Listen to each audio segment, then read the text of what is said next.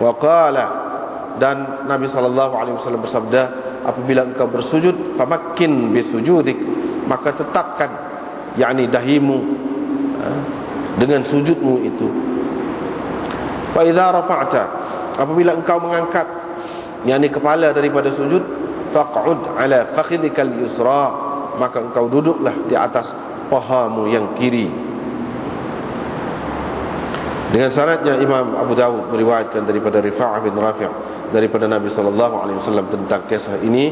Nabi SAW bersabda, apabila engkau berdiri untuk bersembahyang, maka engkau bertakbirlah, kemudian engkau bacalah apa yang termudah kepadamu daripada Al-Quran.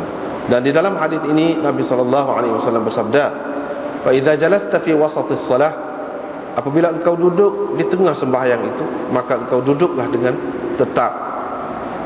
Waftarish, dan duduk iftirashlah di atas pahamu yang kiri. Yani kamu hamparkan pahamu yang kiri untuk kamu duduk. Thumma tashahhad, kemudian engkau bertasyahudlah. Kemudian bila engkau berdiri, maka engkau lakukanlah seperti itu sehingga engkau menyelesaikan sembahyangmu, yakni sehingga habis sembahyang. Diriwayatkan daripada Rifa'ah bin Rafi' bahawa Rasulullah SAW lalu perawi menyebutkan kisah yang tersebut di dalam hadis ini, di mana Nabi SAW bersabda di dalam hadis ini, fatawadda, begini bunyinya, fatawadda, engkau berwuduklah seperti yang Allah perintah kepadamu. Kemudian engkau bertasyahud, kemudian yakni engkau azan, fa'aqim, kemudian engkau iqamah, thumma kabbir, kemudian engkau bertakbir, yakni untuk bersembahyang, takbiratul ihram. Sekiranya engkau ada ingat mana-mana ayat Al-Quran, maka engkau bacalah. Jika tidak, maka bertahmidlah, yakni pujilah Allah, kata alhamdulillah. Wa kabbirhu, atau bertakbirlah, kata Allahu akbar. Wa hallilhu, atau engkau bertahlillah, kata la ilaha illallah. Wa qala fihi, di dalam hadis ini Nabi SAW bersabda, jika engkau mengurangkan mana-mana ataupun apa-apa daripadanya, daripada yang tersebut tadi, berarti engkau telah mengurangkan daripada sembahyangmu. Dengan sanadnya Imam Abu Dawud meriwayatkan daripada Abdurrahman bin Shibl, beliau berkata Rasulullah SAW melarang daripada patukan gagak, yakni melarang daripada seseorang itu sujud dengan cepat seperti gagak mematuk sesuatu. Waftirashis sabu', dan duduk seperti binatang buas duduk. Dan Nabi SAW melarang juga seseorang itu mengambil tempat yang khusus di dalam masjid seperti mana dilakukan oleh unta. Ini lafaz Qutaybah. Dengan sanadnya Imam Abu Dawud meriwayatkan daripada Salim Al-Barrad, beliau berkata, kami pergi menemui Uqbah bin Amr Al-Ansari, yaitu Aba Mas'ud. Kami pun berkata kepadanya, ceritakanlah kepada kami tentang sembahyang Rasulullah SAW. Beliau pun bersembahyang di hadapan kami di dalam masjid dengan bertakbir mula-mula sekali. Apabila rukuk, beliau meletakkan kedua tangannya di atas kedua lututnya dan meletakkan jari jemarinya di bawah daripada lutut. Ketika dia rukuk tu, tapak tangan tu duduk atas lutut, jadi jari tu di bawah lagi daripada lutut. Wajafa baina mirfaqaihi, dan dia merenggangkan kedua sikunya, kedua sikunya, yakni daripada lambungnya, hatta istaqarra kullu syai'in minhu, sehingga tetap segala sesuatu yang di setiap anggotanya. Kemudian beliau mengucapkan sami'allahu liman hamidah, faqama, sambil berdiri, sehingga tetap segala sesuatu, yakni semasa berdirinya itu. Kemudian beliau bertakbir dan bersujud dan meletakkan kedua tapak tangannya di atas bumi, di atas lantai. Kemudian beliau merenggangkan kedua sikunya, yakni daripada lambungnya hatta istaqarra, sehingga tetap setiap anggotanya. Kemudian beliau mengangkat kepalanya lalu duduk sehingga tetap segala anggotanya ketika duduk itu.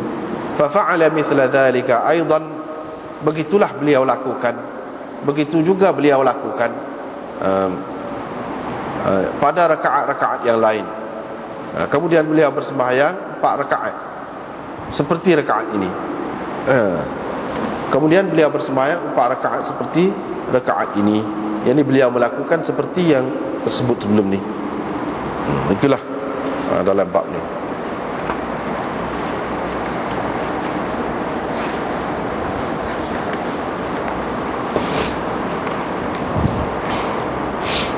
Babu salati man la yuqimu sulbahu fi ruku' was sujud. Kedudukan sembahyang orang yang tidak menetapkan belakangnya semasa rokok dan sujud, yakni tidak menyempurnakan rokok dan sujudnya, yakni tidak ada tumakninah dalam rokok dan sujudnya. Bagaimana keadaan sembahyangnya? Itu hukumnya. Bab Imam Abu Daud seperti mana biasa dia mari dalil-dalil ulama. Dalil-dalil ulama. Kalau dalil itu dalil itu berbeza-beza, dia marilah beza. Ada kalanya dalil yang sama, hadis yang sama tu, tapi pandangan berbeza-beza, maka dia mari hadis tu jelah. Jadi kena tengoklah pula masing-masing imam tu, masing-masing ulama mujtahidin itu, dia nak menyokong pendapat dia tu, nak menguatkan pendapat dia selain daripada hadis yang tidak jelas ni, yang orang lain juga pegang, dia pegang dengan hak mana lagi. Dia kena tengoklah tu pula tempat lain lah, tempat lain. Jadi hadis ini termasuk dalam hadis yang penting. Ini orang panggil hadisul musi salatahu, hadis orang yang tak kena sembahyangnya, tak kena sembahyangnya. Jadi ulama-ulama mengambil kira hak Nabi SAW tegur tu, hak tu kenalah tu, kenalah. Jadi kena tu sebagai apa? Situ khilaf pula. Sebagai rukun ke, atau sebagai hak wajibat ke, atau sebagai hak sunat ke? Di situ khilaf. Sebab apa? Hadis-hadis ni tidak, nampaknya tak serupa tu. Ada menyebutkan sebagai hak rukun, ada sebagai hak wajib dan sebagainya.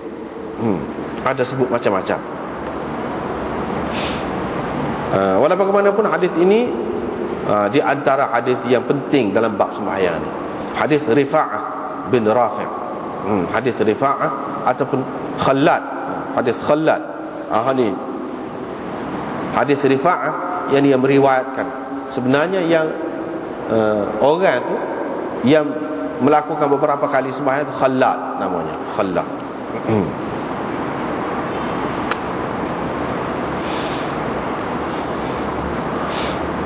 Khallad bin Rafi'. Sebagaimana yang kita baca tadi, ada nama dia tu, ada nama.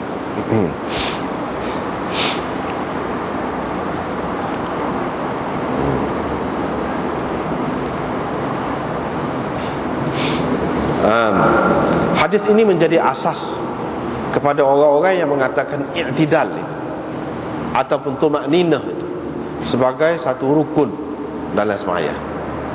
Dia menjadi asas hadis ini. Sebab itu dalam syarah ni pun dia sebut, wa hadzal hadis yadullu ala fardhiyyati ta'dil al-arkan. Yang itu tumakninah dalam rukun-rukun itu. Dalam rukun itu ada tumakninah.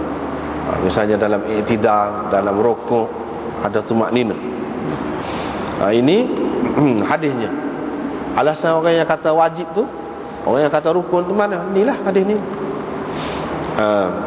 Yang berpegang dengan hadis ini tentang kerukunan tumakninah tadi ialah Imam Syafi'i, Malik, di sini disebut Ahmad, Ishaq, dan anak murid Imam Abu Hanifah, Abu Yusuf juga berpendapat begini. Sebab itulah mereka ini mengatakan orang yang meninggalkan tumakninah fasadat salatuhu, tak sah sembahyangnya, tak sah sembahyangnya. Tetapi Imam Abu Hanifah dan Muhammad